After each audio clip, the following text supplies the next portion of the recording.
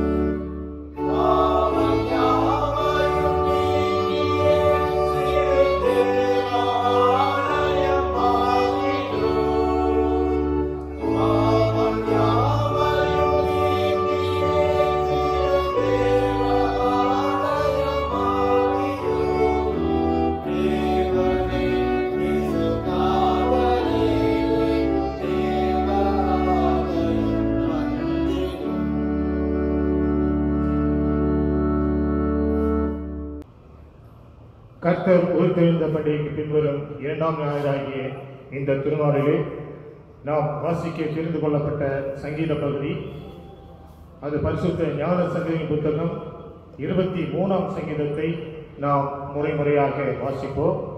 ஞான சங்கீதங்களின் புத்தகம் 23ஆம் சங்கீதம், அதை நாம் முறையாக வாசிப்போம். கர்த்தர் என் மேய்ப்பராய் இருக்கிறார், நான் தாட்சி அடையேன். அவர் என்னை புல்வெளிகளில் வைத்து அமர்ந்த தண்ணீர் அருகில் கொண்டு போகிறார். அவர் என் ஆத்துமாவை தேற்றி நம்முடைய நாமத்து நிமித்தம் என்னை நீதியின் பாதையில் நடத்துகிறார். நான் மரண பள்ளத்தாக்கில் நடந்தாலும் பொல்லாப்புக்கு பயப்படேன். தேவரீர் என்னோடு இருக்கிறீர்.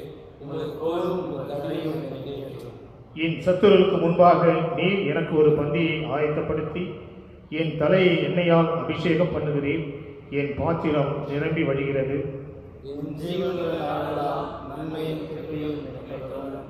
நான் கர்த்தரை விடுகிறேன் எந்த நாட்களாக நிலைக்கிறேன். பிதாவுக்கும் குமாரனுக்கும் பரிசுத்த ஆவியானவருக்கும் மகிமை உண்டாவதாக.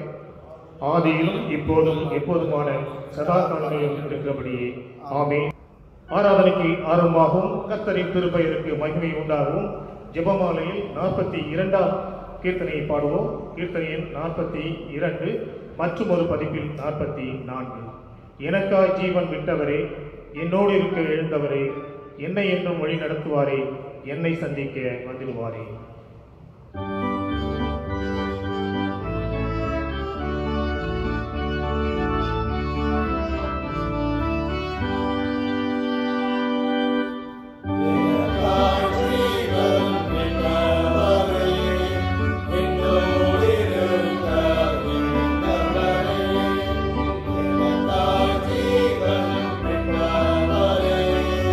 என்னோடு இருக்க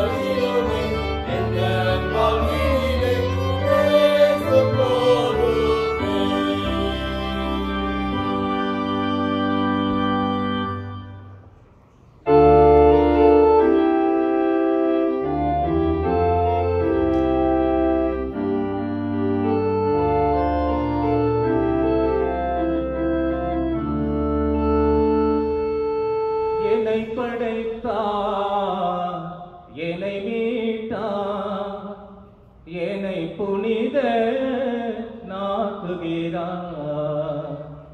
மனக்கினிய கர்த்தரவர் மலரடியை சிரஞ்சூடி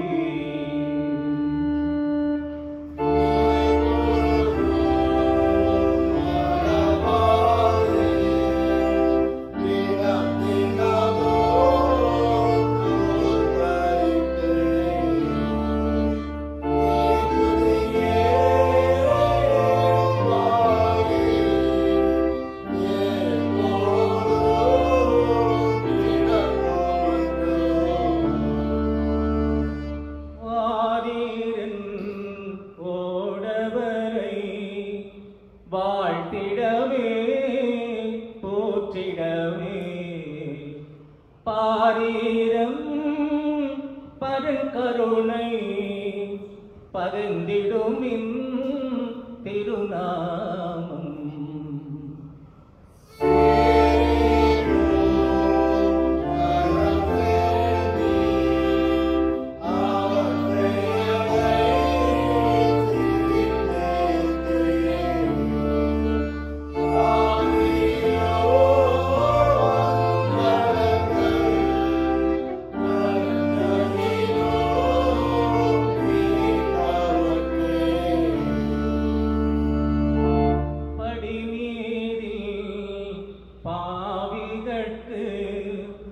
பேரிரக்கம் பாலிக்கும் முடிவில்லா கருணையுள்ளான் மூற்றும் நல்லவனென்றே.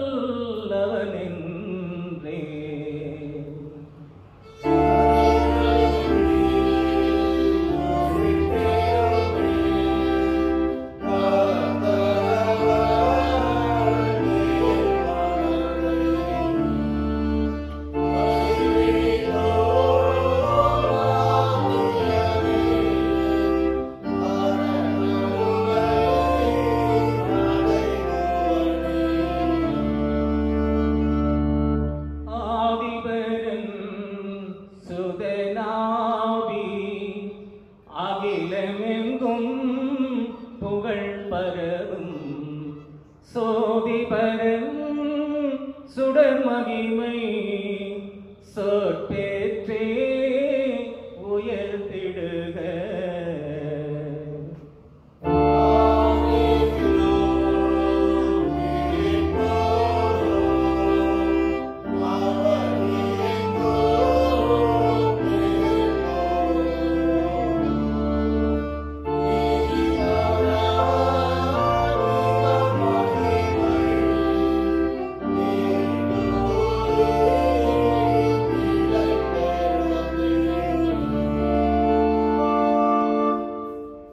அன்புக்குரியவர்களே, ஆண்டவராகிய கர்த்தரிடம் நம்முடைய இருதயத்தை திறந்து நம்முடைய பாவ குற்றங்களை அறிக்கை செய்து ஆத்ம பசிதாகத்தோடு அவருடைய கிருபைக்காக நாம் யாவரும் உலகப்படி நின்று கர்த்தரை நோக்கி நாம் மன்றாடுவோம். வாருங்கள். கிருபையும் இரக்கமுள்ள பராபரனே, நாங்கள் பாவிகளாய் பிறந்து மனத்தினாலும் வாக்கினாலும் செய்கையினாலும் மிகுதியான பாவங்களை செய்து நித்திய தண்டனைக்கு தகுதியுள்ளவராயிருக்கிறோம் என்பதை ஒப்புக்கொள்கிறோம். கடவுளே, பாவிகளாக எங்களிடம் கிருபை உள்ளவராயிரும். கர்த்தாவே, நாங்கள் மெய்யான விசுவாசமும் சுத்த இதயமும் உள்ளவர்களாய் உமக்கு ஊழியம் செய்யும்படி எங்கள் பாவகுணத்தை மாற்றி எங்களை சுத்திகரித்தருளும். தந்தையாகிய கடவுளே, எல்லாவற்றையும் படைத்தவரே, உம்முடைய மக்களாக எங்களுக்கு இறங்கும் எங்களிடம் கிருபை கூர்ந்து எங்களுக்கு துணை செய்தருளும். கிறிஸ்துவே, உலக மீட்பரே, கேட்க கேட்கிற எங்களுக்கு இறங்கும் எங்களிடம் கிருபை கூர்ந்து எங்களுக்காக பிதாவிடம் வேண்டுதல் செய்தருளும். பரிசுத்த ஆவியானவரே, ஒன்றான சகாயரே, உம்முடைய மக்களாக எங்களுக்கு இறங்கும் எங்களிடம் கிருபை கூர்ந்து எங்களுக்கு துணை செய்தருளும்.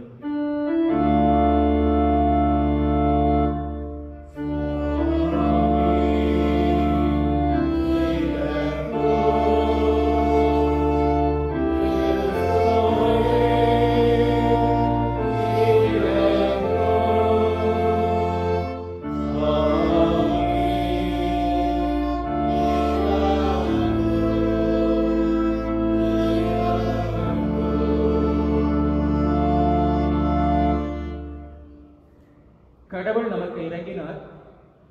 தம்முடைய ஒரே பேரான குமாரனிடம் விசுவாசம் கொள்ளுகிற எவரும் கெட்டடைந்து போகாமல் நித்திய வாழ்வை பெறும்படி அவரை தந்தருளினார்.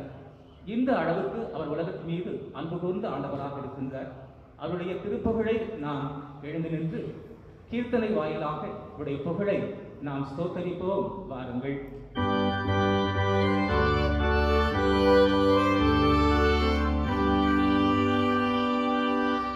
உன்னத பரனு கேமிக மகிமை ஒன் சமாதானம் உலகில் பெருக கடவுளின் பிரியமதே என்றென்றும் நிசரா மானிடமே துலங்க.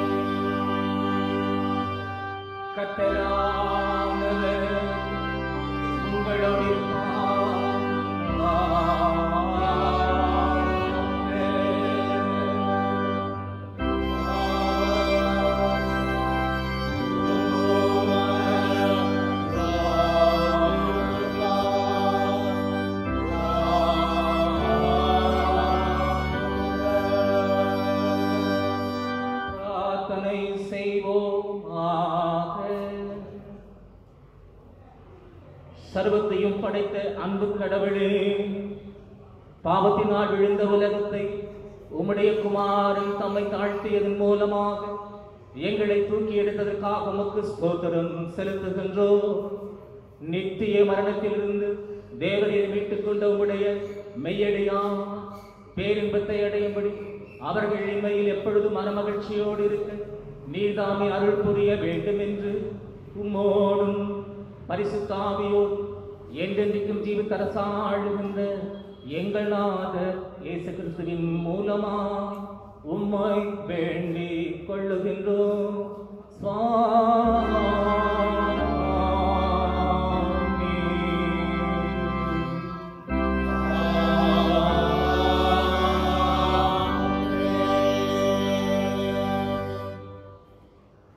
கர்த்தர் உயிர்த்தெழுந்த திருநாளுக்கு பின்வருகின்ற இரண்டாம் ஞாயிறாகிய இந்த நன்னாளிலே வாசிக்கும்படியாக தெரிந்து கொண்ட முதலாம் படையற்பாட்டின் பகுதியை வாசிக்க கேட்போம். அது எசேக்கியேல் தீர்க்கதரிசியின் புத்தகம் 34வது அதிகாரம் வசனங்கள் 11 முதல் 16 முடிய. எசேக்கியேல் தீர்க்கதரிசியின் புத்தகம் 34வது அதிகாரம் வசனங்கள் 11 முதல் 16 முடிய. கர்த்தராகிய ஆண்டவர் சொல்லுகிறது என்னவென்றால், இதோ நானே என் ஆடுகளை விசாரித்து அவைகளை தேடி பார்ப்பேன். ஒரு மேய்ப்பன் சிதறுண்ட தன் ஆடுகளின் நடுவே இருக்கிற நாளில் தன் மந்தையை தேடிக் கொண்டிருக்கிறது போல நான் என் ஆடுகளை தேடி மப்பும் மந்தாரமுமான நாளிலே அவைகள் சிதறுண்டு போன எல்லா இடங்களிலிருந்து அவைகளை தப்பி வரப்பண்ணி அவைகளை ஜனங்களிடத்திலிருந்து புறப்படவும் தேசங்களிடத்திலிருந்து சேரப்படவும் அவைகளுடைய சுய தேசத்திலே அவைகளை கொண்டு வந்து இஸ்ரவேல் மலைகளின் மேலும் ஆறுகள் அண்டைகளிலும் தேசத்தின் சகல வாசஸ்தலங்களிலும் அவைகளை மேய்ப்பேன். அவைகளை நல்ல மேய்ச்சல்களில் மேய்ப்பேன். இஸ்ரவேலுடைய உயர்ந்த மலைகளில் அவைகளுடைய தொழுவம் இருக்கும். அங்கே அவைகள் நல்ல தொழுவத்திலே படுத்துக்கொள்ளும். இஸ்ரவேலின் மலைகள் மேல் நல்ல மேய்ச்சலையும் மேயும். என் ஆடுகளை நான் மேய்த்து அவைகளை நான் மடக்குவேன் என்று கர்த்தராகிய ஆண்டவர் சொல்லுகிறார். நான் காணாமல் போனதை தேடி துறக்குன்றதை திரும்ப கொண்டு வந்து எலும்பு முறிந்ததை காயங்கட்டி நசல் கொண்டதை திடப்படுத்துவேன். நியாயத்துக்கு தக்கதாய் அவைகளை மேய்த்து புஷ்டியும் பலமுள்ளவைகளை அழிப்பேன் என்பதே. வாசிக்க தெரிந்து கொண்டு முதலாம் பழைய ஏற்பாட்டின் பகுதியானது வாசித்து முடிந்தாயிற்று. இருந்தவரும் இருக்கின்றவரும் வரப்போகிறவருமாகிய நம்முடைய கடவுள் பரிசுத்தர், பரிசுத்தர், பரிசுத்தர். நம் அனைவரும் இணைந்து சொல்லுவோம். மகிமையுள்ள கடவுளே நீர் பரிசுத்தர், வல்லமையுள்ள கடவுளே நீர் பரிசுத்தர், என்றென்றும் உள்ள கடவுளே நீர் பரிசுத்தர். ஆமென். இன்றைய நாளுக்காக கொடுக்கப்பட்ட நிருப வாக்கியத்தை வாசிக்க இதையும் நாம் கவனமாக கேட்போம். அது அப்போஸ்தலனாகிய பவுல் பேதுருவுக்கு எழுதின முதலாவது நிருபம், அதிகாரம் 2, வசனங்கள் 21 முதல் 25 முடிய உள்ள இறைவார்த்தை. 1 பேதுருவின் புத்தகம் 2வது அதிகாரம் வசனங்கள் 21 முதல் 25 முடிய. இதற்காக நீங்கள் அழைக்கப்பட்டு இருக்கிறீர்கள். ஏனெனில் கிறிஸ்துவும் உங்களுக்காக பாடுபட்டு நீங்கள் தம்முடைய அடிச்சுவடுகளை தொடர்ந்து வரும்படி உங்களுக்கு மாதிரியை பின்வைத்து போனார். அவர் பாவம் செய்யவில்லை, அவருடைய வாயிலே வஞ்சனையும் காணப்படவும் இல்லை. அவர் வையப்படும் போது பதில் வையாமலும், பாடுபடும் போது பயமுறுத்தாமலும், நியாயமாய் தீர்ப்பு செய்கிறவருக்கு தம்மை ஒப்புவித்தார். நாம் பாவங்களுக்கு செத்து நீதிக்கு பிழைத்திருக்கும்படிக்கு அவர்தாமே தமது சரீரத்திலே நம்முடைய பாவங்களை சிலுவையின் மேல் சுமந்தார். அவருடைய தழும்புகளால் குணமானீர்கள். சிதறுண்ட ஆடுகளைப் போல் இருந்தீர்கள். இப்பொழுதோ உங்கள் ஆத்மாக்களுக்கு மேய்ப்பெரும் கண்காணியமானவரிடத்தில் திருப்பப்பட்டிருக்கிறீர்கள் என்பதுவே.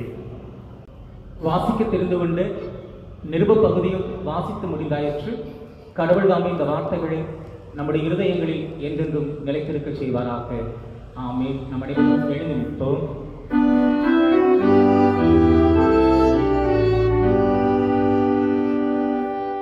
கர்த்தரின் மேய்ப்பர், எனக்கு ஒன்றும் குறைவில்லை. அவர் மேய்ப்பதைப் போல தமது மந்தையை மேய்ப்பார். ஆட்டுக்குட்டிகளை தமது கரத்தினால் சேர்த்து தமது மடியிலே சுமந்து கரவாடுகளை மெதுவாய் நடத்துவார் என்று கர்த்தர் சொல்லுகின்றார்.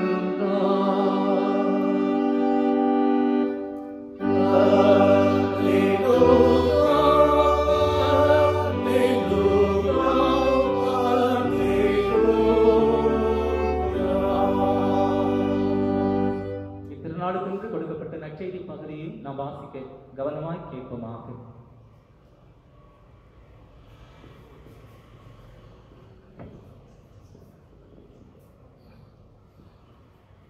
இன்றைய நாளுக்கென்று தெரிந்து கொள்ளப்பட்டிருக்கின்ற நற்செய்தி பகுதி பரிசுத்த யோவான் எழுதின நற்செய்தி நூல் 10ஆம் அதிகாரம் வசனங்கள் 11 தொடங்கி 16 வரை உள்ள வசனங்களை வாசிக்க கேட்போம்.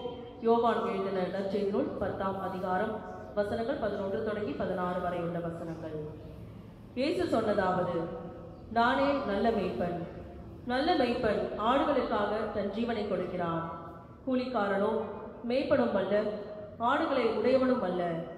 ஓநாய் வருகிறதை கூலிக்காரன் கண்டு ஆடுகளை விட்டுவிட்டு ஓடி போகிறான். அப்பொழுது ஓநாய் ஆடுகளை கவ்வி பிடித்து அவைகளை சிதறடிக்கும். அவன் கூலிக்காரன் ஆகையால் ஓடி போகிறான். ஆடுகளை பற்றி அவனுக்கு அக்கறை இல்லை. நானே நல்ல மேய்ப்பன். பிதா என்னை அறிந்திருக்கிறது போலவும் நான் பிதாவை அறிந்திருக்கிறது போலவும் நான் என்னுடையவைகளை அறிந்திருக்கிறேன். என்னுடையவைகள் என்னை அறிந்திருக்கின்றன. ஆடுகளுக்காக என் ஜீவனையும் கொடுக்கிறேன். இத்தொழுவத்திற்குரியவைகள் அல்லாத வேறே ஆடுகளும் எனக்கு உண்டு. அவைகளையும் நான் நடத்தி கொண்டு வர வேண்டும்.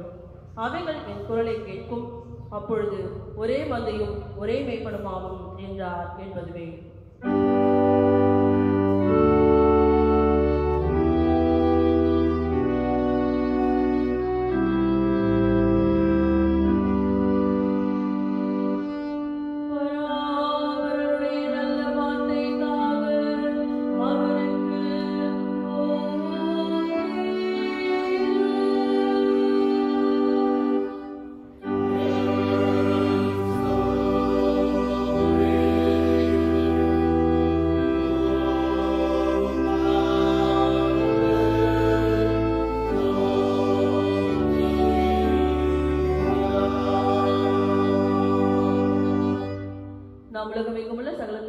திருச்சபைகளோடும் கிறிஸ்தவ விசுவாசிகளோடும் ஐக்கியப்பட்டவர்களாய் நம்முடைய விசுவாசத்தை உலகம் வாழும் செய்தாலும் என்ற பாடலின் வழியாக இந்த அறிக்கை செய்வோம்.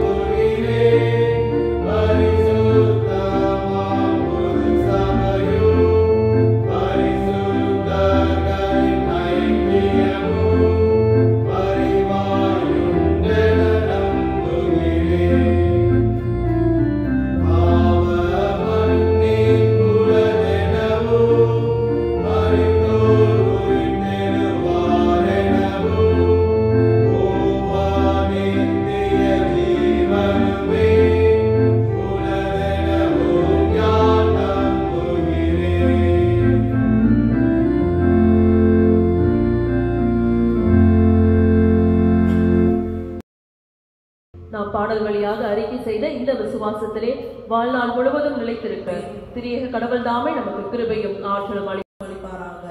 ஆமென்.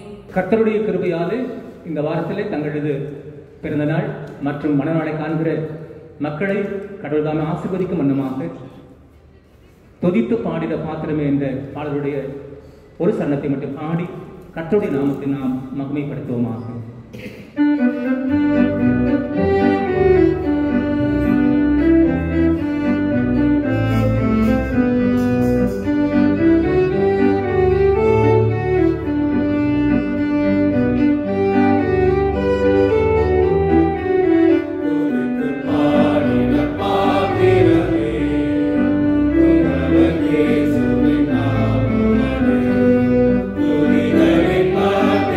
Awesome.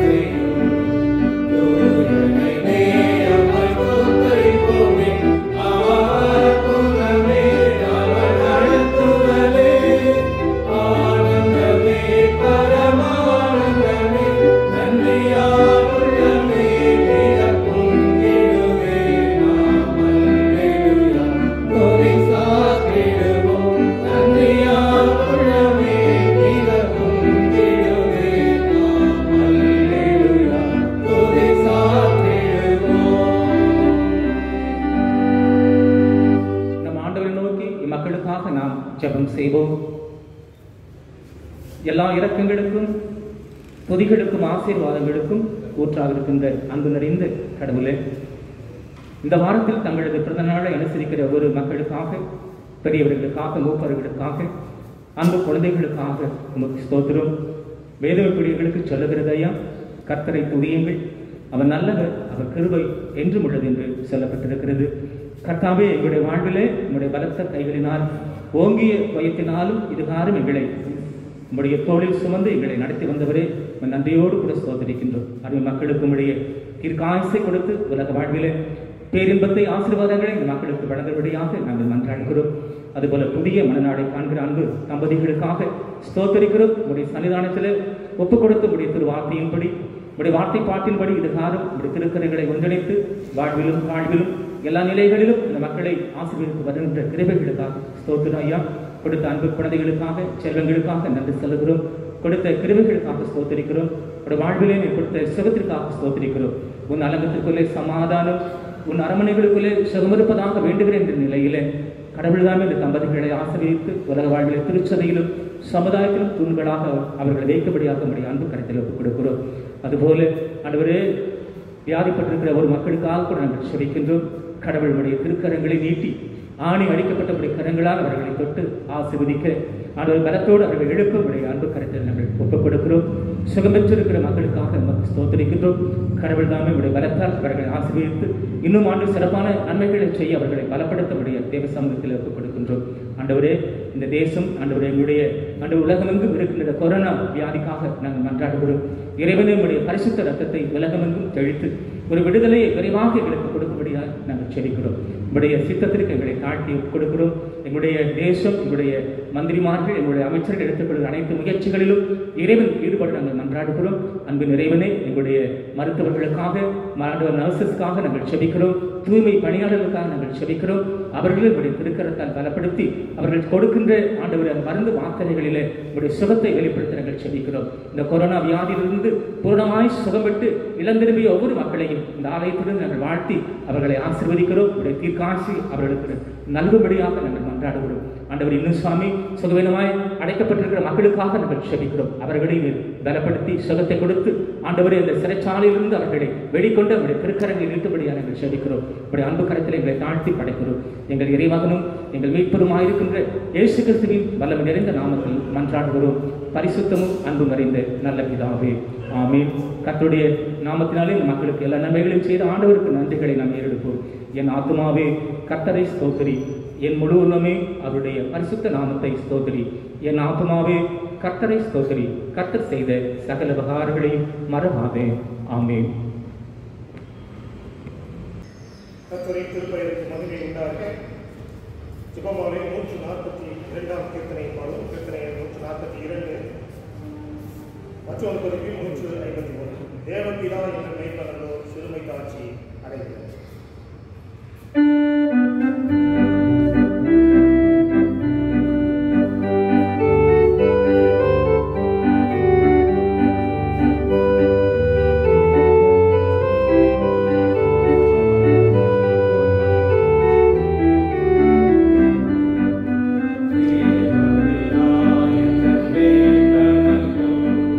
திருமை தாற்றி அடைகிறே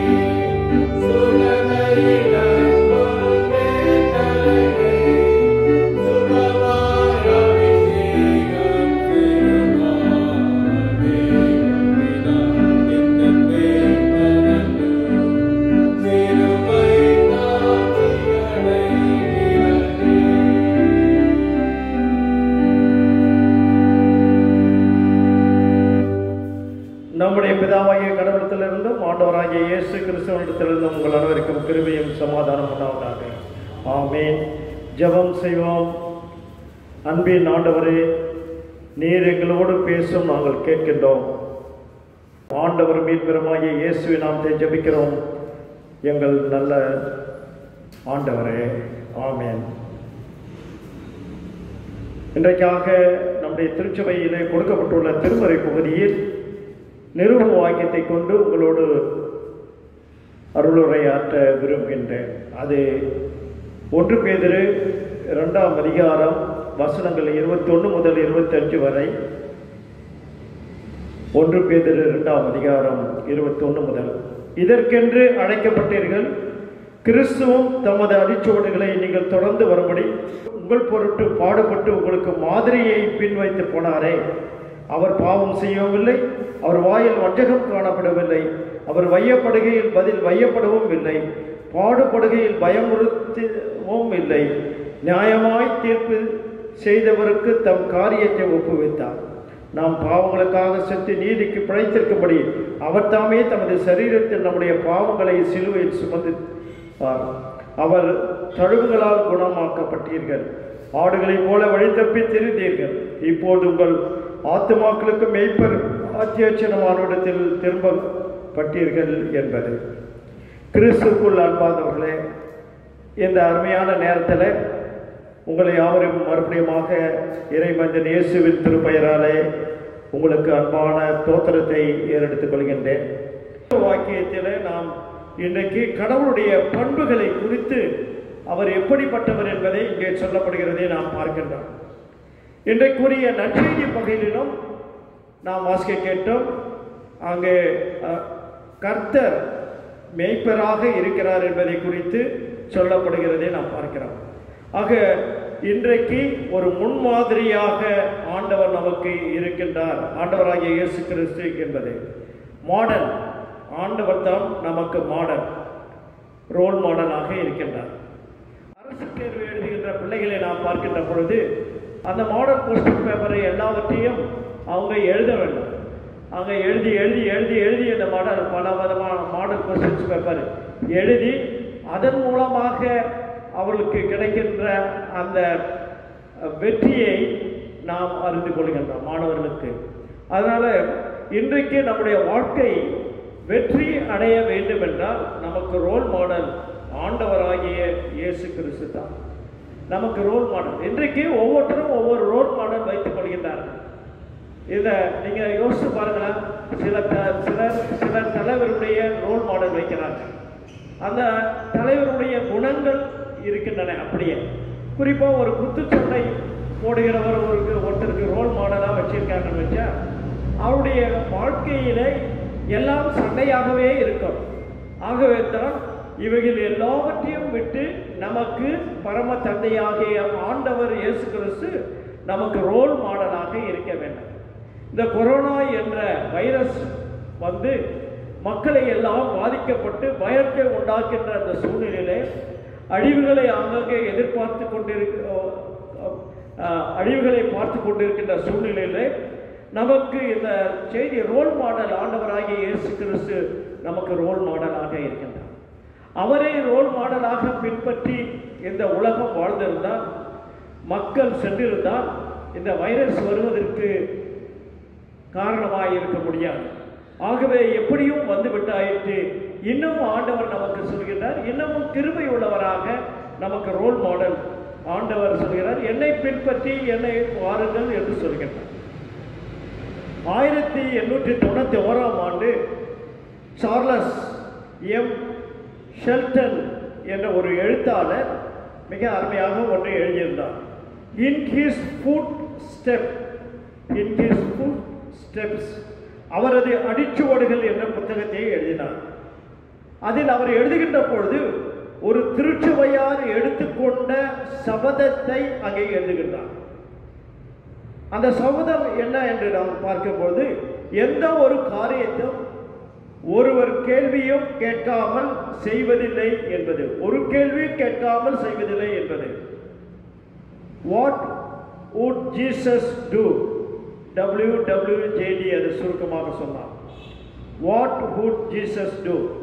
இயேசு என் நிலையில் இருந்தால் இந்த காரியத்திற்கு என்ன செய்திருப்பார்? அந்த சிறு திருச்சபையார் இயேசுவின் மாதிரியினாலே மிகுந்த மகிழ்ச்சியோடு வாழ்ந்தார்களாம். இந்த சிந்தனை அவர்கள் மத்தியில் இருந்ததினாலே மிகுந்த மகிழ்ச்சியோடு வாழ்ந்தார்கள். சில கஷ்டங்கள், மன கஷ்டங்களும் மனசாபங்களும் இருந்தது என்பது உண்மை. ஏனெனில் தங்கள் திறமை, பொருள், வேலை இயேசுக்கென அவர்கள் எல்லாவற்றையும் அர்ப்பணித்தார்கள்.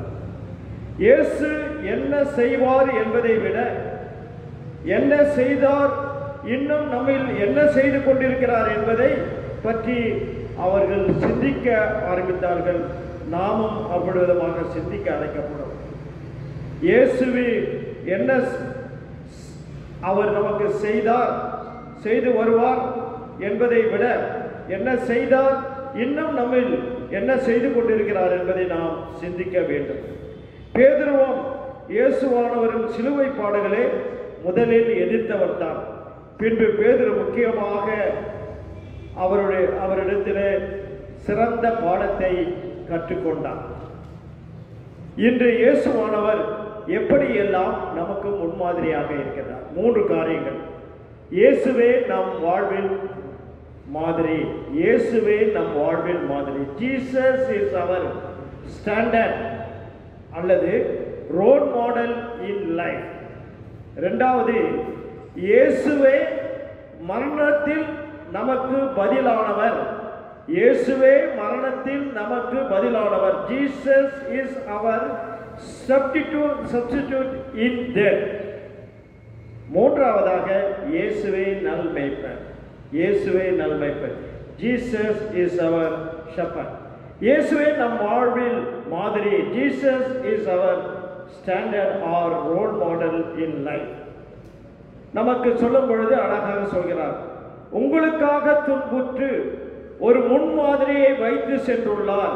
எனவே நீங்கள் அவருடைய அடிச்சுவடுகளை பின்பற்றுங்கள், இதற்காகவே அழைக்கப்பட்டீர்கள் என்று 1 பேதுருவிலே 2ஆம் அதிகாரத்திலே நாம் வாசிக்கிறோம். ஆக நாம் எதற்காக அழைக்கப்பட்டிருக்கின்றோம் என்பதை அவர் சொல்கிறார். அவருடைய அடிச்சுவடுகளை பின்பற்றுவதற்காக. அடிச்சுவடுகளை பின்பற்றுகின்ற பொழுது துன்பங்கள் வரும். அந்த துன்பங்களையும் அனுபவிப்பதற்காக நம்மை அழைக்கிறார். நம்மை அழைத்த ஆண்டவருடைய நோக்கத்தை இந்த வசனம் மிக தெளிவாக சொல்கிறதை நாம் பார்க்கிறோம். நான் இங்கு மிகவும் விசேஷித்த விதமான சத்தியம் என்னவென்றால், அவருடைய அடிச்சுவடுகளை நாம் பின்பற்ற வேண்டும். அவருடைய அடிச்சுவடுகள் என்கின்ற பொழுது கேள்வி வரும், அது என்ன அடிச்சுவடுகள் என்று. அவருடைய அடிச்சுவடுகள் என்கின்ற பொழுது அவருடைய போதனைகளை நாம் சிறப்பாக கடைபிடிக்க வேண்டும். அதன் போதனைகளை குறித்து நாம் பேசிக்கொண்டே போனால் அது அதிகமாக இருக்கும். அவர் எவ்வளவோ அன்பு கூர்ந்தார், மன்னித்தார், அரவணைத்தார், நியாயத்தை செய்தார், நீதியை சொன்னார். இப்படி நாம் சொல்லிக்கொண்டே அவரிடத்தில் எந்த விதமான பாரபட்சம் என்று அவர் வாழ்வில் மற்றவருக்கு மாதிரியாக காட்டி நன்மை செய்வது அவர் இருந்தார் என்று நாம் பார்க்கிறோம். குறிப்பாக ஒன்றை நாம் பார்ப்போமே, கெட்செமனே தோட்டத்தில் அங்கே இருக்கின்ற பொழுது அவரை காட்டி கொடுப்பதற்காக யூதாசோடு பெரிய குழுவே அங்கே வருகிறது. அப்பொழுது வருகிறதை பார்த்து அங்கே பட்டயத்தை, அங்கே வாளை எடுக்கின்றார். ஆண்டவர் பட்டயத்தில் எடுக்கக்கூடாது என்று சொல்லி உரையை போடும்படியாக அங்கே சொல்லுகின்றார். இருப்பினும் காது அங்கே வெட்டப்படுகிறது. ஆண்டவர் அந்த காதை எடுத்து அவருக்கு ஒட்டி சுகத்தை தருகிறதை பார்க்கிறோம். எத்தனை பெரிய முன்மாதிரி! ஆக தீமை செய்த நினைத்தவர்களுக்கு நன்மை செய்ததை நாம் பார்க்கிறோம். இன்றைக்கு ரோல் மாடலில் ஆண்டவராகிய இயேசு கிறிஸ்து ரோல் மாடல். தீமை செய்தவர்களுக்கு நாம் நன்மை செய்ய அழைக்கப்படுகிறோம். சிலுவையை அதிகமாக தியானிக்காதவர்கள், உணராதவர்கள் தவறான எண்ணமும் கொள்வார்கள். ஆக நமக்கு சிலுவையை நாம் அதிகமாக தியானிக்க வேண்டும். அந்த சிலுவை வருவதற்கு காரணம் என்ன? அந்த சிலுவையிலே அவர் சிலுவை மொழிகளை மொழிந்தார். இவைகளை நாம் தியானிக்காமல் உணராமல் இருந்தால் நமக்கு தவறான எண்ணங்கள் தான் உருவாகும். கடவுளுடைய சித்தத்தின்படி செய்யும் பொழுது துன்பங்கள் பாடுகள் இருக்கின்றது, அந்த துன்பங்கள் பாடுகள் இருக்கின்றதே என்ற பயமும் நம்மிடையே இருக்கக்கூடாது. அது சிந்திக்கவும் கூடாது. கடவுளுடைய சித்தத்தை செய்யும் பொழுது கர்த்தர் நம்மோடு கூட இருக்கிறார். ஒருவேளை இயேசுவானவர் நினைத்திருந்தால் அநேக ஆயிரம் தேவதூதர்களை அவர் கொண்டு எல்லாவற்றையும் அடக்கியிருக்கலாம், சுகமுகமான வாழ்க்கை வாழ்ந்திருக்கலாம். ஆனால் அவர் அதற்காக இல்லை, கர்த்தருடைய சித்தத்திற்கு தன்னை ஒப்புக் கொடுத்தார். நாம் எல்லாரும் இந்த நாளிலே நம்மை அழைக்கிறது என்னவென்றால், நமக்கு ரோல் மாடல் என்கிற சொல்கிறது, நாம் இயேசுவை பிரதிபலிக்கின்றவராக இருக்க வேண்டும். இன்னும் மற்றொரு வகையில் சொன்னால், நம்ம இயேசுவை நம்மில் மற்றவர்கள் காண வேண்டும். இயேசுவானவர் நிழல் படங்களாக நாம் இருக்க வேண்டும். பிக்சர் நாம பார்க்கின்ற போது ஆஹா இவர் இயேசுவானவர் என்று சொல்லுகின்ற படையிலே இருக்க வேண்டும். கிறிஸ்துவர்களாகிய நாம் நம்மை பார்க்கிற மற்றவர்கள் இவர்கள் பார்க்கிற பொழுதே இயேசுவானவரை இவரை காண்கின்றோம் என்ற சிந்தனை வரக்கூடிய அளவில் நம்முடைய வாழ்க்கை இருக்க வேண்டும். கிறிஸ்தவர்கள் என்றால் இயேசுவானவரை பார்க்கின்ற பொழுது கிறிஸ்துவின் பண்புகளை அவர்களை காண அவர்களுக்கு நாம் உதவியாக இருக்க வேண்டும். உலகில் இயேசுவானவர் ஒளி வீசுகின்ற ஆண்டவராக, வழிநடத்துகின்ற ஆண்டவராக அவர்களுக்கு காண வேண்டும். இயேசு நமக்கு முன்மாதிரி என்றால் அவர் காட்டும் வழியிலே நாம் நடக்க வேண்டும். அவருடைய வழி இறுக்கமானது. அப்படி என்றால் என்ன? அவருடைய வழியில் நடக்கும் பொழுது மிக கடினமானதாக இருக்கும். அந்த கடினமானதை மேற்கொள்ளும் பொழுது தான் இயேசுவின் வழியில் நடக்க முடியும். அதற்காக தேவையற்றதை நாம் விட்டுவிட வேண்டும். இயேசுவின் வழியில் நடக்க வேண்டும் என்றால் தேவையற்ற காரியங்களை நாம் விட்டுவிட அழைக்கப்படுகின்றோம். எடுத்துக்காட்டாக ஒரு பருமணமான அல்லது தனியான ஒரு சகோதரி உடல் பயிற்சிக்காக டயட் கிளினிக் அவர்கள் சென்றார்கள். முதலில் அந்த கிளினிக்கில் சென்றவுடனே அந்த பயிற்சியாளர், அதாவது ட்ரெயினர் என்ன செய்தார், அங்கிருந்த கண்ணாடியிலே அங்கே பயிற்சியின் மூலம் அந்த பெண் அடைய வேண்டிய உருவத்தை அங்கே அந்த நிழல் படத்தை வரைந்து கோடு போட்டு வைத்து விட்டார். அந்த ட்ரெயினர் சொன்னாராம், அம்மா இப்போ நீங்க போய் அந்த நிழல் படத்துக்கு முன்பதாக நில்லுங்கள் என்கின்ற பொழுது அந்த கோட்டுக்குள்ளாக அந்த உருவம் காணப்படவில்லை.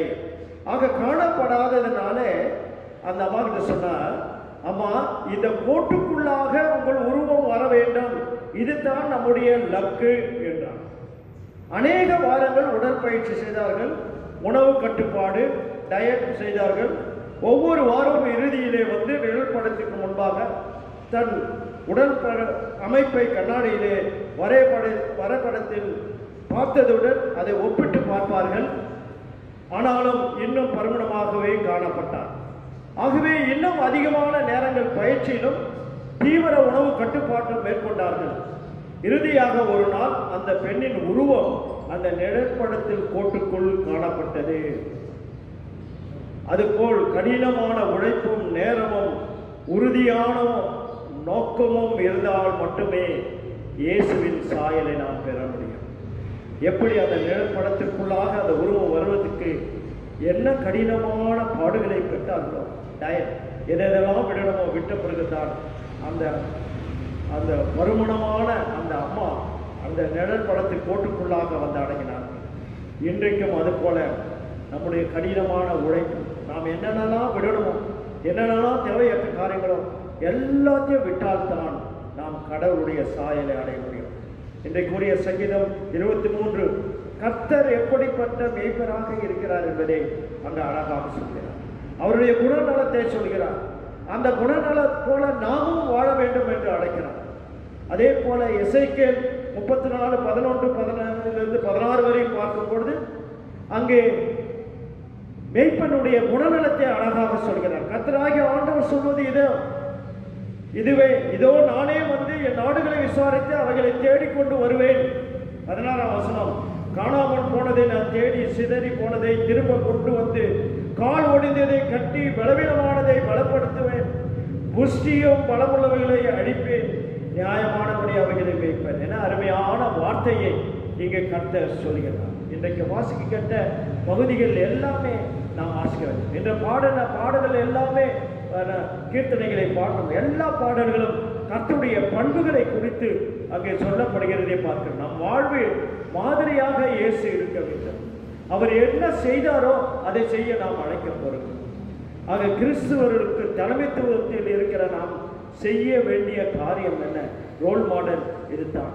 எல்லா கிறிஸ்தவர்களுக்கும் கொடுக்கப்பட்டவர்களுக்கு, தலைவர்களுக்கு மட்டுமல்ல, எல்லாருக்கும் இந்த பண்பு இருக்க வேண்டும். மத்தேயு 16:24, ஒருவன் எனக்கு பின்னே வர விரும்பினான், அவன் தன்னைத்தானே வெறுத்து தன் சிலுவையை எடுத்துக்கொண்டு என்னை பின்பற்ற கடவுள் என்று சொல்கிறார். அப்போஸ்தலர் நடவடிக்கை 14:22, சீஷரின் மனதை அவர்கள் சிறப்படுத்தி விசுவாசத்தில் நிலைத்திருக்க வேண்டும் என்று புத்தி சொல்லி அநேக உபத்திரவங்களின் வழியாய் நாம் கடவுளின் ராஜ்யத்தை பிரவேசிக்க வேண்டும் என்று உபதேசித்தார்கள்.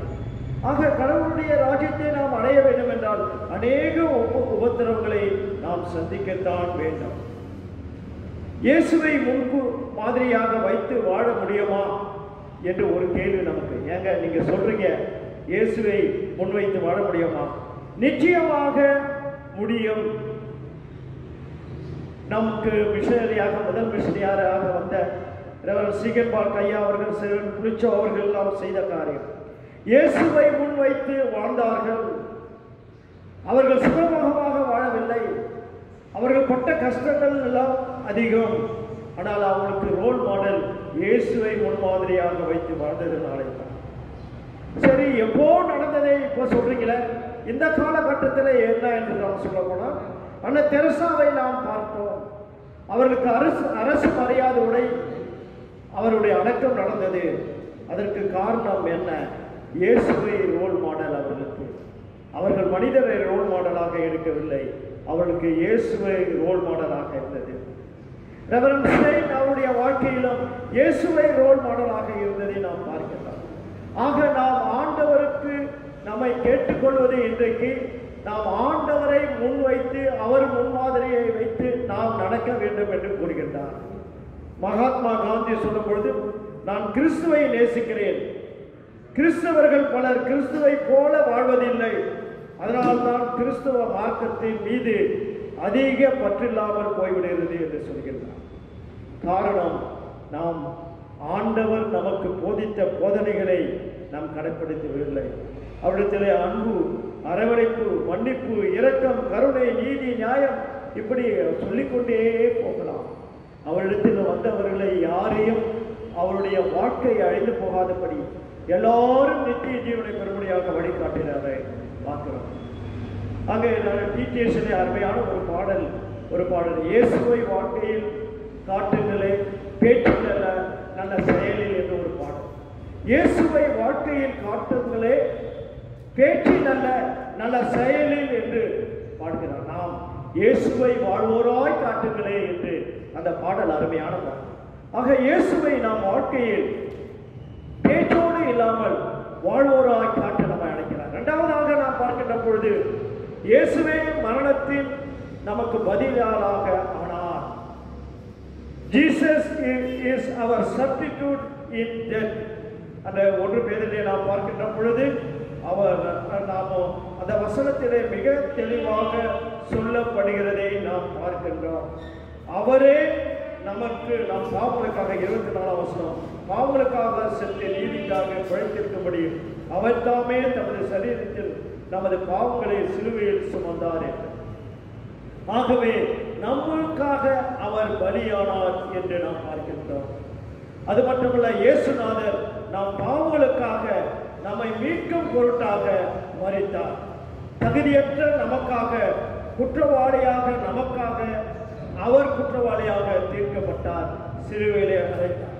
கலாத்தியர் 3:13 பார்க்கின்ற பொழுது, மரத்திலே தூக்கப்பட்ட எவனும் சாபத்துக்குள் ஆனவர் என்று எழுதியிருக்கிறபடி கிறிஸ்து நமக்காக சாபமாக்கி நியாயப்பிரமாணத்தின் சாபத்துக்கு நம்மை நீங்களாக்கி மீட்டுக் கொண்டார்.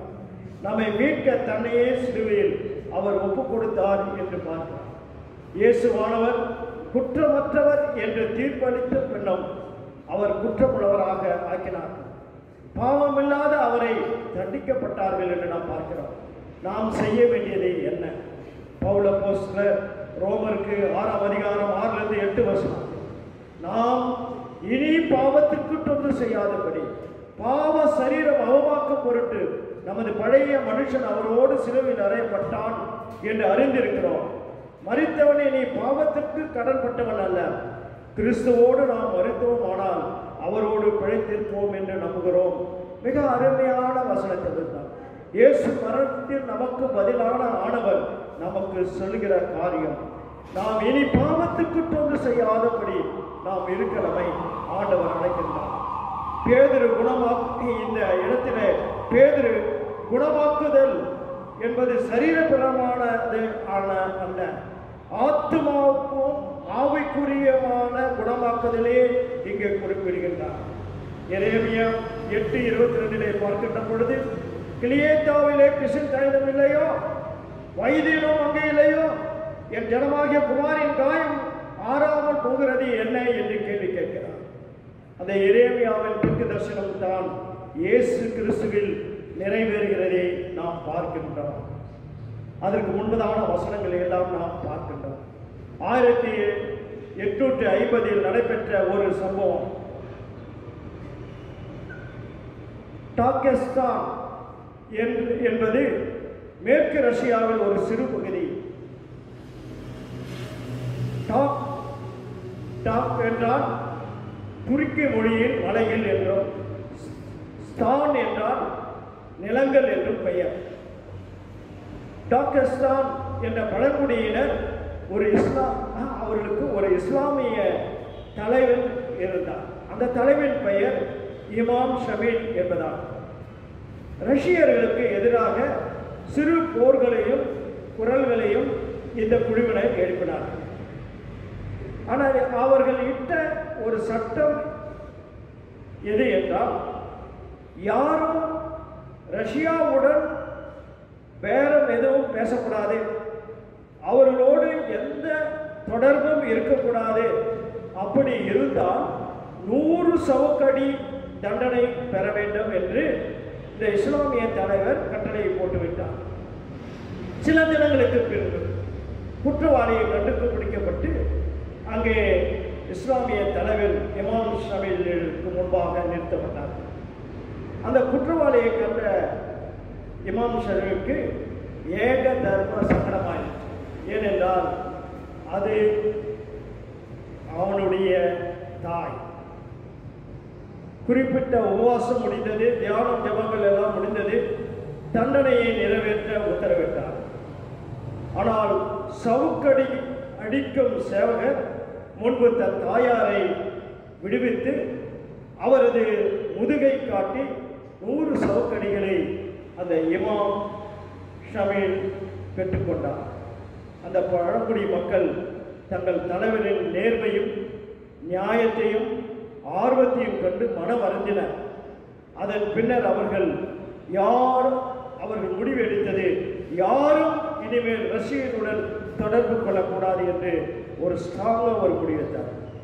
உலக பிரகான மக்களே இனி ரஷ்யாவுடன் பேச்சு தொடர்பு இல்லை என்று முடிவெடுத்தார்கள் என்றால், இன்று உன் பாவத்திற்காகவும் என்னுடைய பாவத்திற்கும் பலியானாரை தண்டிக்க வேண்டிய உங்களுக்காகவும் எனக்காகவும் அவர் தண்டனையிலிருந்து நமக்கு விடுதலை கொடுத்தாரே, கிறிஸ்துவை மாதிரியாக பின்பற்ற வேண்டும் அல்லவா?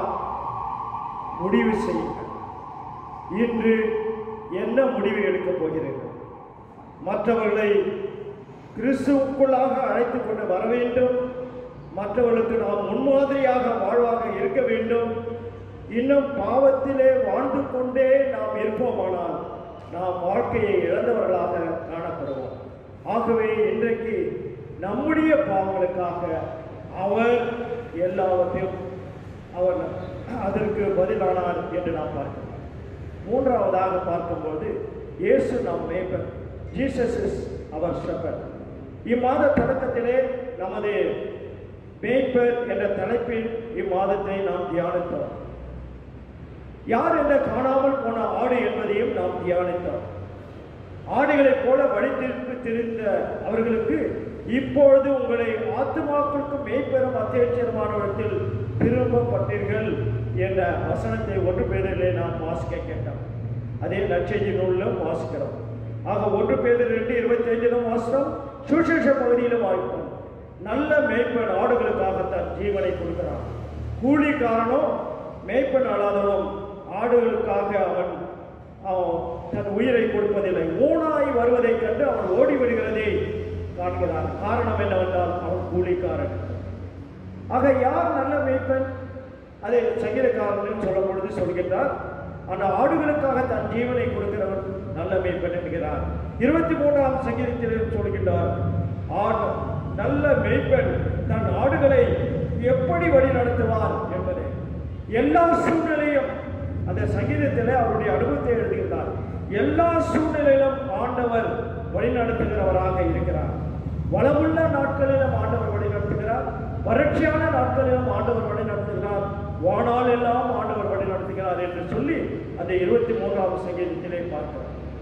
ஆண்டவர் மேய்ப்பரை குறித்து சொல்லும் பொழுது மழையானாலும் சரி, வெயிலானாலும் சரி, அந்த மேய்ப்பன் எல்லா காலங்களிலும் அந்த ஆடுகளுக்காக தன்னையே அர்ப்பணிக்கிறவராக இருக்கிறார்.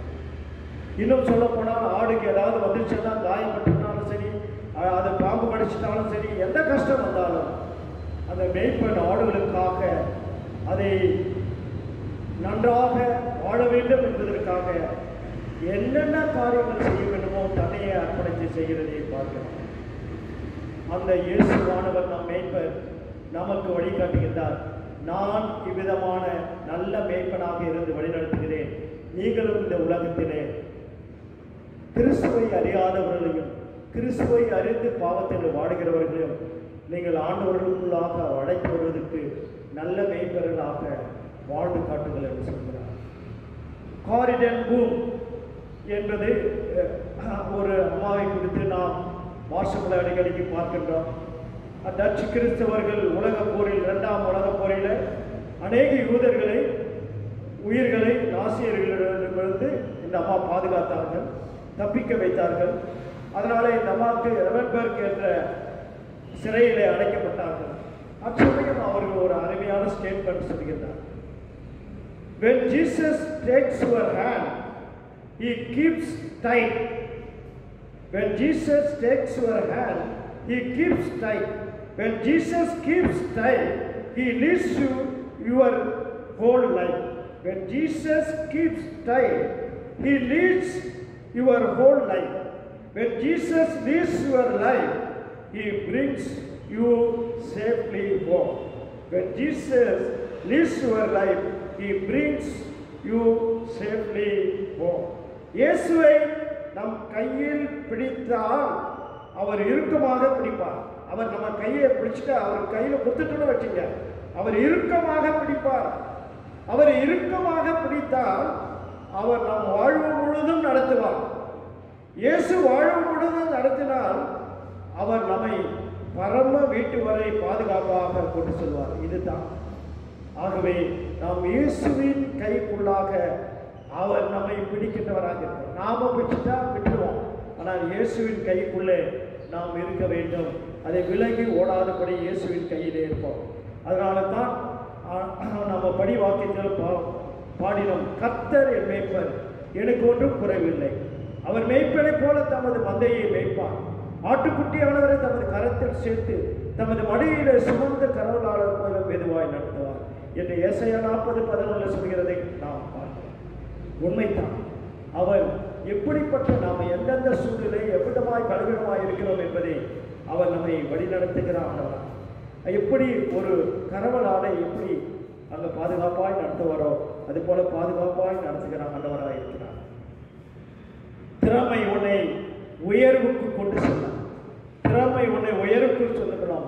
ஆனால் பண்பு தான் உன்னை நிலைநிறுத்தும் என்று ஜான் 9 சொல்கிறார். ஆக திறமை இருக்கிறது என்று சொல்லி ஏமாந்து உன் வாழ்க்கையை விட்டுறாத. நல்ல பண்புகள் தான் உன்னை நிலைநிறுத்தும். அந்த நல்ல பண்புகள் இயேசு சுவாமியிடத்திலே நாம் கற்றுக்கொள்ள வேண்டும். நாம் இயேசுவிடம் காணப்பட்ட நற்பண்புகளை நம்மிடம் காணப்பட ஆண்டவர் அழைக்கின்றார். அதற்கு நாம் அவருக்கு நம்மை அர்ப்பணிக்க வேண்டும். கீழ்ப்படிதல் என்பது ஊழியமாகும். கீழ்ப்படிதல் இல்லாத இடத்தில் நற்பண்புகள் இருக்காது. நற்பண்புகள் இல்லாத இடத்தில் நன்மையான காரியங்களும் இருக்காது. நன்மையான காரியங்கள் குறையப்படும் இடத்தில் அங்கே அன்பு இருக்காது. கடவுள் இருக்க மாட்டார். கடவுள் இல்லாத இடத்தில் பரலோகமும் இல்லை. ஆகவே நாம் இந்த நாளிலே ஆண்டவருக்கு கீழ்ப்படிந்தால் நம்மிடத்தில் நற்பண்பு இருக்கும். கீழ்ப்படியாத இடத்திலே நற்பண்பு இருக்காது. கீழ்ப்படியாத இடத்திலே நன்மை இருக்காது. நன்மையான காரியங்கள் குறையப்படும் இடத்திலே அன்பு இருக்காது. கடவுளும் இருக்க மாட்டார்.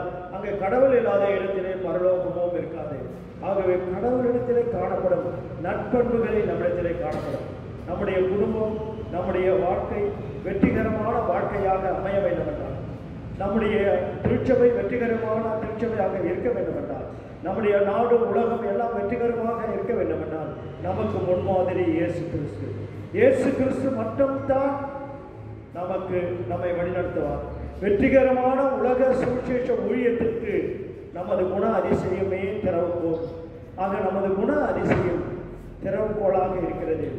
ஆகவே இயேசுவை பற்றி பேசுவது எளிது, இயேசுவை பற்றி பிரசங்கிப்பதும் எளிது. ஆனால் இயேசுவில் காணப்பட்ட குணாதிசயங்கள், நற்பண்புகள் நம்மிடத்திலே காணப்பட வேண்டும். அதுதான் நமக்கு ரோல் மாடலாக இருக்க வேண்டும். அவர்தான் நமக்கு ரோல் மாடலாக இருக்கின்ற பொழுது நாம் அறிந்து கொள்ள முடியும். அவர் எப்படி நம்முடைய மரணத்திற்கு நாம் தண்டிக்கப்பட வேண்டிய அவர் நம்ம தண்டிக்கப்பட்டார் என்றும், அவர் நல்ல மேய்ப்பராக இருந்து வழிநடத்தினார் என்றதும் அறிந்து கொள்ள முடியும். ஆக இந்த நாளிலே நம்மை அர்ப்பணிப்போம், ஆண்டவருடைய பிள்ளைகளாய் வாழ்வோம். நமக்கு ரோல் மாடல் ஆண்டவராகிய இயேசு கிறிஸ்து. இந்த உலகத்தில் உள்ள எந்த மனிதனும் நமக்கு ரோல் மாடல் அல்ல. ஆண்டவராகிய இயேசு கிறிஸ்துவே, அவரை நாம் வைத்து வாழ திரியேக ஆண்டவர் நமக்கு துணை புரிவாராக. ஆமென். பிராமணே சொல்ல முடியாத இவருக்காக ஸ்தோத்திரம். நம்முடைய ஆண்டவராகிய இயேசு கிறிஸ்துவின் கிருபை, கடவுளின் அன்பு, பரிசுத்த ஆவியானவர் நாம் அனைவரோடும் இருப்பதாக. ஆமென். கிறிஸ்துவுக்குள் அன்பார்ந்தவர்களே, இந்த நாளிலும் தொடர்ந்து இந்த நிகழ்வை நாம் பார்த்துக்கொண்டே இருக்கிறோம். எவ்வளவு காலம் அரசாங்கம் எப்படி நம்ம இந்த உத்தரவை ரத்து செய்வார்கள் என்பதும், எவ்வளவு காலம் இந்த உத்தரவு நீடிக்கும் என்பதும் நமக்கு தெரியாது. ஆகிலும் நம்முடைய நலனுக்காக அரசு எடுத்துக்கிற முடிவிலே நாம் ஒன்றித்து இருக்க வேண்டும். எல்லாரும் வீட்டிலே இருங்கள், பத்திரமாக இருங்கள், ஆண்டவருடைய வசனத்தை தியானிங்கள், ஜெபம் செய்யுங்கள். இந்த வைரஸ் அடியோடு அகற்றப்பட வேண்டும். என்னன்னா, ஆண்டவர் வைரஸ் படைக்கல, மனுஷன் படைச்சார். ஆண்டவர் பரிசுத்தமாய் படைச்சார். ஆகவே இந்த வைரஸ் முடிவாக எல்லாமே போயிட்டு நீங்க ஜெபம் பண்ணுங்க. அநேக இடங்களில் பிபிஎஸ் நடத்த முடியாது, எஸ்பிஎஸ் நடத்த முடியாமல் சிறு பிள்ளைகளுக்கு இருக்கின்றன. சிலர் வாட்ஸ்அப் மூலமாக நடத்துகிறார்கள். ஆண்ட்ரூ கன்வீனரும் சிலர் வாட்ஸ்அப் மூலம் கேட்டிருக்கிறார்கள் என்று சொல்லி நடந்து கொண்டிருக்கிறது. நீங்கள் இதையும் நடத்துங்க. சிலர் இந்த ஞாயிற்றுக்கிழமை ஆராதனை நேரங்களிலும் சிறுவருக்காக சில கேள்விகளை வைக்கிறார்கள். குறிப்பாக அண்ணாநகர் குருசேகரம் அதை செய்து கொண்டு வருகிறது. அவர்களை பாராட்டுகிறோம். இது போல சிறு பிள்ளைகளையும் ஆண்டவருக்குள்ளாக நீங்கள் என்கேஜ் பண்ணி அவங்களை வழிநடத்த உங்களை அன்போடு கேட்டுக்கொள்கிறேன். ஆண்டவர்களை ஆசீர்வதிப்பார்கள். கர்த்தரின் திருப்பெயருக்கு மகிமை உண்டாக. ஜெபமாலையில் 144 கீர்த்தனையை பாடுவோம். கீர்த்தனை 144 மற்றும் ஒரு பதிப்பில் 153. என்னையும் உமது ஆட்டின் மந்தையோடு ஏற்று காத்திடும் இயேசு, என்னையும் உமது ஆட்டின் மந்தையோடு ஏற்று காத்திடும் இயேசு. Thank you.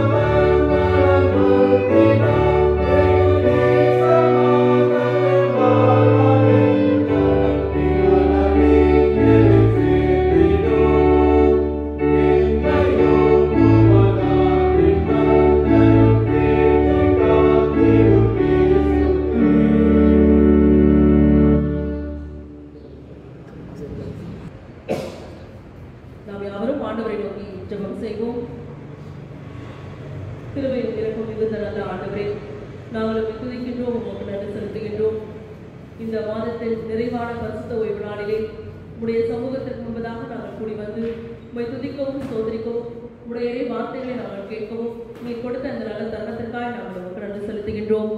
கேட்டிருக்கின்ற உடைய இறை வார்த்தைகளுக்காக நாங்கள் உமக்கு நன்றி செலுத்துகின்றோம். ஆண்டவரே, எங்களுடைய வாழ்க்கையிலே நீர் எங்களுக்கு வைத்திருக்கின்ற முன்மாதிரியை நாங்கள் பின்பற்றுகின்ற மக்களாக வாழ நீர் எங்களுக்கு கொடுத்த இந்த அழைப்பிற்காக நாங்கள் உமக்கு நன்றி செலுத்துகின்றோம். எங்களுடைய குற்றங்களுக்காக நீர் எங்களுக்காக மரணித்திருக்கின்றீர், எங்களுக்கு பதிலாக நீர் மரணித்திருக்கின்றீர் என்கின்ற உண்மையை நாங்கள் அறிந்து கொண்ட மக்களாக நாங்கள் செயல்பட நீர் எங்களுக்கு கிருபை செய்துள்ளுமாறு நாங்கள் உம்மிடத்திலே மன்றாடுகின்றோம். உம்முடைய நல்ல பண்புகளாகிய நீர் எங்களுக்கு நல்ல மெய்ப்பனாக இருந்து ஆண்டவரே நாங்கள் சிதறி போகாதபடி நீர் எங்களை ஒன்று கூட்டி ஒரே மந்தையும் ஒரே மெய்ப்பனமாக இருந்து வழிநடத்துகின்ற அந்த நல்ல கிருபைக்காக நாங்கள் உமக்கு நன்றி செலுத்துகின்றோம். அன்பின் ஆண்டவரே, இந்த வார்த்தைகளை எங்களுடைய இருதயத்திலே வைத்து நாங்கள் உமக்கென்று நாங்கள் சாட்சியாய் வாழ நீர் எங்களுக்கு கிருபை செய்தலுமா நாங்கள் உம்மிடத்திலே மன்றாடுகின்றோம். அன்பின் ஆண்டவரே, எங்களுடைய பேராயரையும் குருமானையும் ஆலோசனை சங்கத்தார் மற்றும் எங்களுடைய சபையிலும் சபை நிறுவனங்களில் உழைக்கின்ற ஒவ்வொருவரையும் பிற இடங்களில் வேலை செய்கின்ற எங்களுடைய சபையாரையும் ஆண்டவரே நீர் உடைய பரிசுத்த ஆவியால் நிரப்பி அவருடைய ஊழியத்தை ஆசீர்வதித்து நீர் ஒவ்வொருவரையும் பொறுப்பெடுத்து வழிநடத்துமாறு நாங்கள் உம்மிடத்திலே மன்றாடுகின்றோம். எங்களுக்கு கொடுத்திருக்கின்ற சுகபல ஜீவனுக்காக நாங்கள் உமக்கு நன்றி செலுத்துகின்றோம். அன்பின் ஆண்டவரே, இந்த கொரோனா தொற்றினுடைய பாதிப்பு ஆண்டவரை விரைவில் அகற்றப்பட குறைந்து காணப்பட ஆண்டவரை நீர் எங்களுக்கு கிருபை செய்துள்ளுமாறு நாங்கள் இடத்திலே மன்றாடுகின்றோம். பாதிக்கப்பட்டிருக்கின்ற மக்களுக்கு விரைவில் நல்ல சுகத்தை நீர் கொடுத்தருளும். அன்பின் ஆண்டவரை, இந்த நாளை இழப்பனை சந்தித்திருக்கின்ற மக்களுக்காக நாங்கள் இடத்திலே வருகின்றோம். நீர் தாமே அவர்களுக்கு ஆறுதலையும் ஆன்ம பலத்தையும் நீர் கொடுத்து நீர் வழிநடத்துமாறு நாங்கள் இடத்திலே மன்றாடுகின்றோம். இந்த ஆராதனையை கண்டு கொண்டிருக்கின்ற ஒவ்வொரு மக்களையும் நீர் ஆசீர்வதித்தருளும். அவருடைய தேவைகள் ஒவ்வொன்றையும் நீர் கண்டு சந்தித்தருளுமாறு நாங்கள் இடத்திலே மன்றாடுகின்றோம். அன்பின் ஆண்டவரே, உடல் பலவீனமாக இருக்கின்றவர்களுக்கு நீ தாமே நல்ல சுகத்தையும் பலத்தையும் நீர் கொடுத்தருளுமாறு நாங்கள் இடத்திலே மன்றாடுகின்றோம். தொடர்ந்து உடைய பிரசன்னம் உடைய வழி நடத்துதல் எங்கள் ஒவ்வொருவரோடும் எங்களுடைய குடும்பங்களோடும் கூட இருந்து ஆசீர்வதித்து வழி நடத்த நீ தாமே எங்கள் ஒவ்வொருவரோடும் கூட இருந்து வழி நடத்துமாறு எங்கள் ஆண்டவரும் இரட்சகருமாகிய இயேசு கிறிஸ்துவின் வழியாய் கெஞ்சி கேட்கிறோம். எங்கள் ஜீவனுள்ள நல்ல கடவுளே, ஆமென்.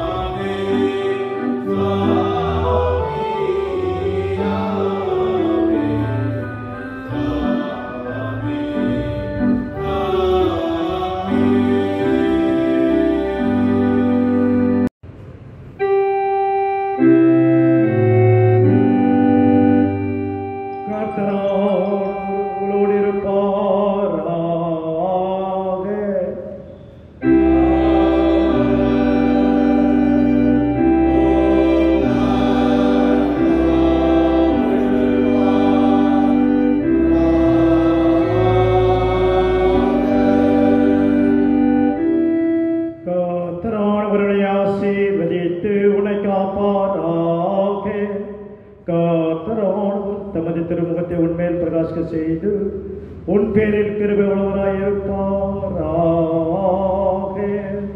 கர்த்தர் நம்முடைய திருமுகத்தை உன்மேல் பிரசன்னமாக்கி உனக்கு சமாதானம் தந்தருள்வாராக.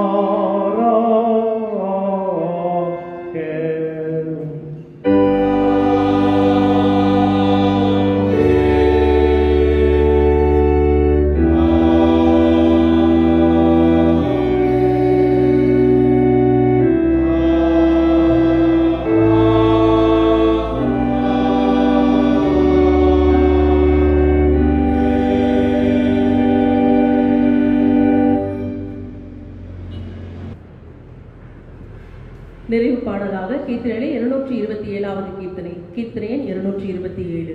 அனுக்கிரக வார்த்தையோடு இப்போது அடியாரை அனுப்பும் ஐயா.